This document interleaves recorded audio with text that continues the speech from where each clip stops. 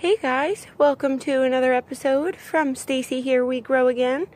Today I just wanted to show you how all my plants are doing from the cold that came in. We had 2 days of 35-degree temps here in Florida, and I kind of had to cover my peppers last night because it got really chilly. You can see they're just doing really good. They didn't get damaged. They're still really tough. They're firm. They're nice looking peppers. She didn't get damaged, which I'm so thankful for because we're going to have cute little peppers here. She's starting to bloom back on this side too. Starting to get a bunch of blooms in here, new growth. So we're doing good, and I don't want her to get stunted. You know, we got our peppers this far into the season. We are already getting in December. And, you know, we're growing peppers here in Florida, and that's a good thing. We are doing good. You can see this one's shooting peppers everywhere too. She's got one beauty right here starting, getting real big, and then another one down here that's just growing funky, but that's okay. It's still going to be a good pepper. Not all of them are going to be perfectly straight, so we did good with the cold right off peppers, guys, and I just want to take you around and show you that, you know, in Florida here, when it does get cold, it is frigid and it is cold, but, you know, your plants can stay alive. As long as you take care of them the right way, cover the ones that need to be covered, like the peppers, since they're not really supposed to be growing right now. I cover my peppers. Last night, I left my carrots open, my green beans open. I left all these babies uncovered, these peas here. These are Alaska and little Marvel peas I'm growing. Little Marvel peas in here, and even though they're small, they survived, and I was a little worried about this. You can see this one got a little damaged. It's yellow, so this one I might have to take out because this was a little seedling, but all the other peas made it because peas are really just cold tolerant. You can see these Marvel peas, they're just doing really well, guys. And so I don't really have to cover those unless we get below freezing, which is 32 here in Florida. That is just our freezing temps, and if it gets below that, I know I gotta cover them. These are peas, and they just like the cold. You can tell. They do really well, guys. You can see they're blooming like crazy. She's got those everywhere. And then she's shooting out little peas, which are growing in the pods, getting big. So we're good. Unless it drops below freezing for a few days, then I know I have to cover her. But until then, she should be fine. You can see she's doing great. And, my blueberry, she has been pushing out blueberries like crazy. That little squashy's doing good. That's yellow squash. I don't know if I'm going to continue to grow that. We'll see. But you can see that my blueberry here, she just doesn't even know what to do. She's so behind with her season that she's blooming right now. Check them blooms out. They're pink. They're pink and then they get white. So she's blooming everywhere. And we're really just behind in the season. I mean, that's really what it comes down to. You got to garden to what is going on in the climate outside, you know? Your season might be late, your season might be early. It's all going to depend on where you live, what's going on with the weather. But you can see these are what the flowers look like and buds look like when she's starting to bud before she pushes out them blueberries. And I was going to prune all these off, but since she has quite a bit everywhere, like in each node, I'm going to leave them on. We were going to pinch them off so she can focus on the leaf growth, you know, foliage growth and root growth development, but we're leaving them because she's good. This blackberry we transplanted, the little baby, she's doing really good. This is the mama we took her out of, and they're fine in the cold. You can see they're doing good. Didn't have to cover them. My peas, my lettuce over here is doing really good, and we're going to actually eat this. I wasn't sure if this was going to be salvageable or not because this just kind of fell on the lawn. But you can see it's growing pretty good. I got lettuce up in here. Red leaf and black-seeded Simpson. So we're going to see, guys. We're going to grow it and we're going to see what happens to it. It's getting big.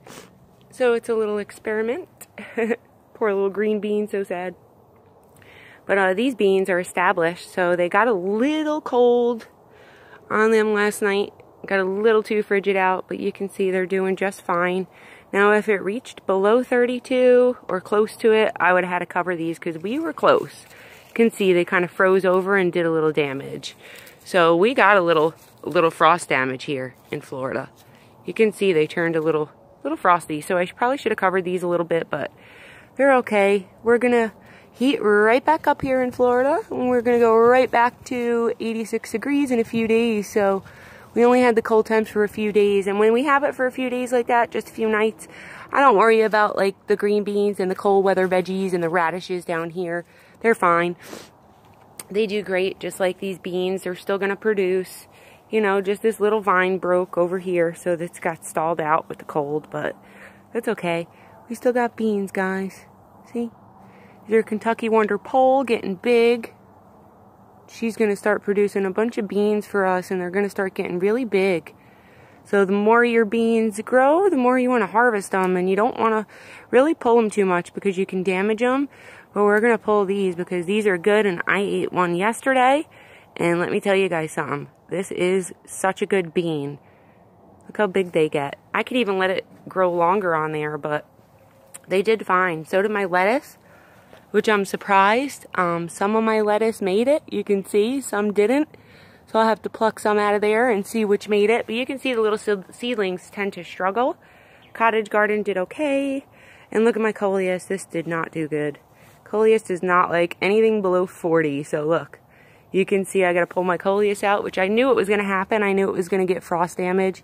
And that's fine. We'll just grow some more next year. So we're going to pull this out. My beans did good. They made it. My peas are still flowering. They're doing good. My little baby radishes made it. They're doing fine.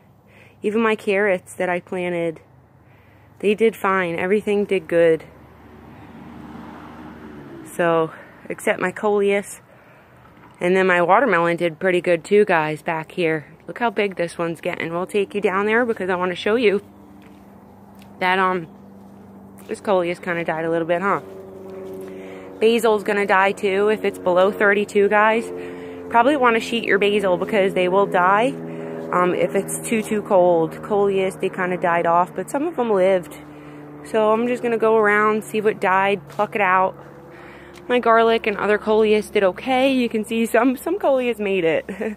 Marigolds, they're still hanging on, producing. And then my garlic is still hanging on. They are a cool weather vegetable. So we got garlic right here. There's about 5 or 6 of them. And they're getting big. So we'll have some bulbs in about 7 to 8 months if we're still here. I don't know if we're still going to be here, but the next people can enjoy my garlic. I just want to take you and show you my watermelon because I was worried about her. This really isn't supposed to be growing right now, but we topped off with some fresh compost, some nutrients. Leaf death is really normal down at the bottom by the base, but you want your foliage to be nice and healthy towards the fronts.